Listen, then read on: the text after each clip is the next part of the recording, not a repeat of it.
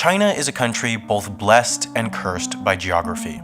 On one hand, its land has allowed for the country to grow to almost 1.4 billion people, but on the other hand, it really doesn't have great geographical protection.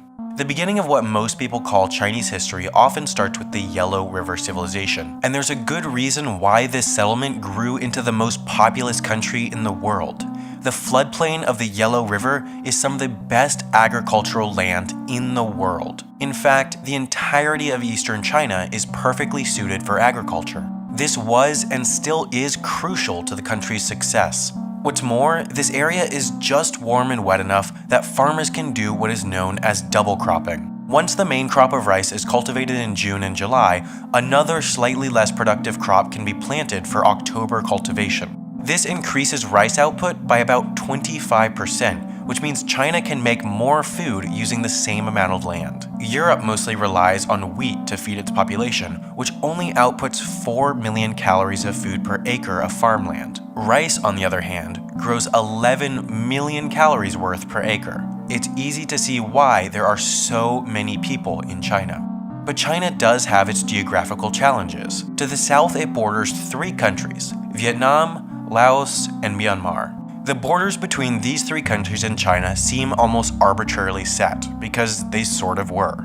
Vietnam's was set after the Sino-French War, Laos's was set following its involvement in the Vietnam War, and Myanmar's was set following a small war with China in the 60s. None was naturally set by the environment. All were chosen arbitrarily by humans at war.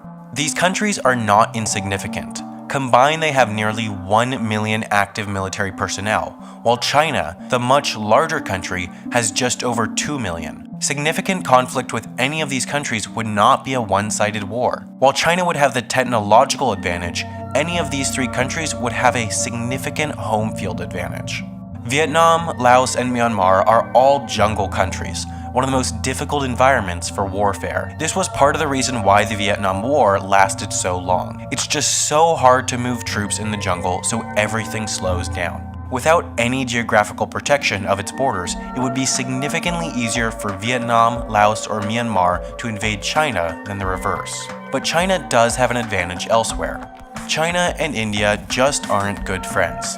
They have border disputes, military conflicts, political differences, so it's just hard for them to get along, and that's why Tibet is so important.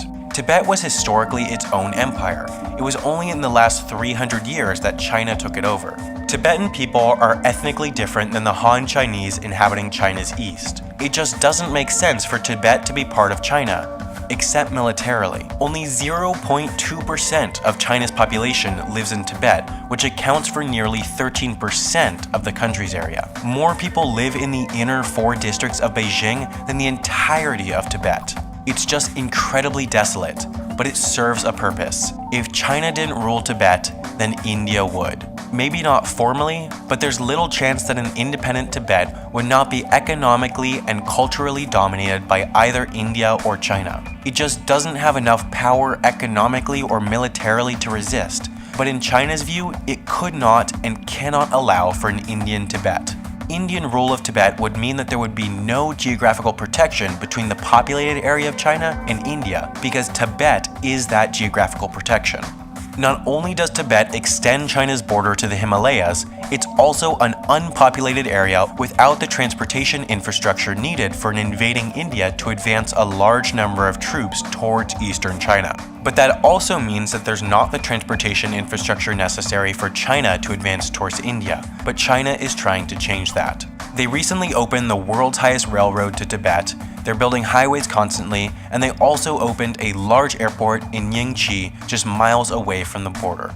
In the near term, the goal of these projects is to further integrate Tibet into China. The government has all but failed at winning over the native Tibetan population, but they can change who lives in Tibet. Hundreds of thousands of Han Chinese have moved into Tibet, and many more visit each year. The government knows that Tibet's usefulness is diminished if when a foreign military shows up, the population thinks that means liberation rather than invasion. But there's another reason China needs Tibet: water.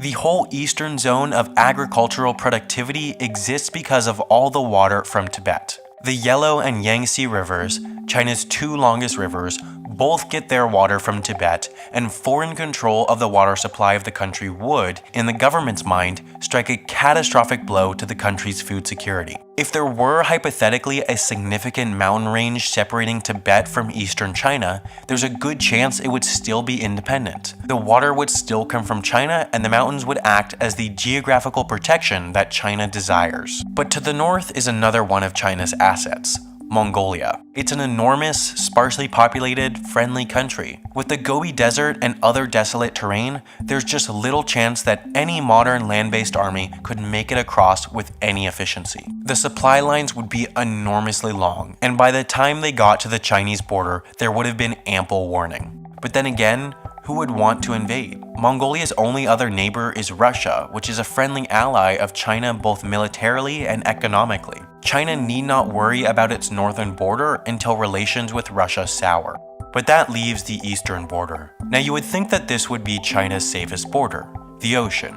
But you have to consider that powerful states lay just off China's shores, the most powerful one being the US. The United States has a significant Pacific military presence with bases in South Korea, Japan, and Guam. It's also a close ally with Taiwan, Indonesia, Singapore, and Malaysia, meaning that if a serious dispute with China occurred, the US would have no problem blockading China and cutting off its maritime access. And of course, China knows this. That's why China has spent so much time, energy, and political capital to establish sovereignty in the South China Sea by building military bases and artificial islands. It knows that it needs these islands, so it has sovereignty over the area so it can reach the Pacific in case of war. But ironically, its actions in the area are souring its relations with the very nations that China needs on its side. The Philippines, for example, doesn't have a bulletproof relationship with the US. While the two countries are allies, Philippine leadership has attempted to distance themselves from the US. If China hadn't ruined its relationship with the Philippines over the South China Sea dispute, it could have won them to their side, which would allow China crucial access to the Pacific if the US attempted a naval blockade. China's entire economy relies on exports, so restrictions to access to the oceans would lead to economic ruin. With its enormous population, China also relies on the importation of food, most of which comes on ships. Without jobs or food, there's a good chance that the population would rise up against the government and end the current regime. China didn't want to be a global power spreading its influence to every continent until recently. It wanted to be the dominant power in its region, Asia, but historically it kept its affairs within the region. It never colonized outside of Asia, and for much of history it didn't have a significant navy to project its power around the world. But that has changed because China got so big. China is now of a size where it cannot support its population with its size alone. Self-sufficiency in food production was a major aspect of China's domestic policy for decades, but the country has found a way to move past it as its economy has grown. Africa has emerged almost as China's China. It supplies the country that supplies the world. China has pumped enormous amounts of money into the continent in what some describe as a form of neo-colonialism. Chinese state-backed corporations have bought huge amounts of land in Africa to mine minerals, drill for oil, and grow food. China now imports more food and oil than it exports. While that is a sign of the development of its economy, it also means that it is now reliant on foreign powers, which is a vulnerable position for a country that is often at odds with some of those foreign powers.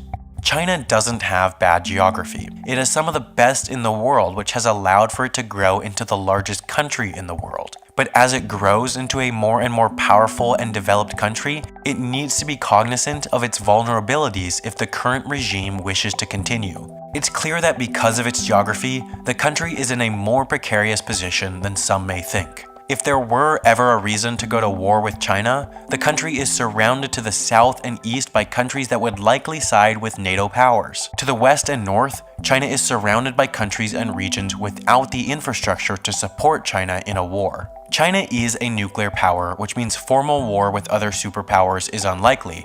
But if it ever were to happen, it's hard to deny that its major disadvantage is its geography.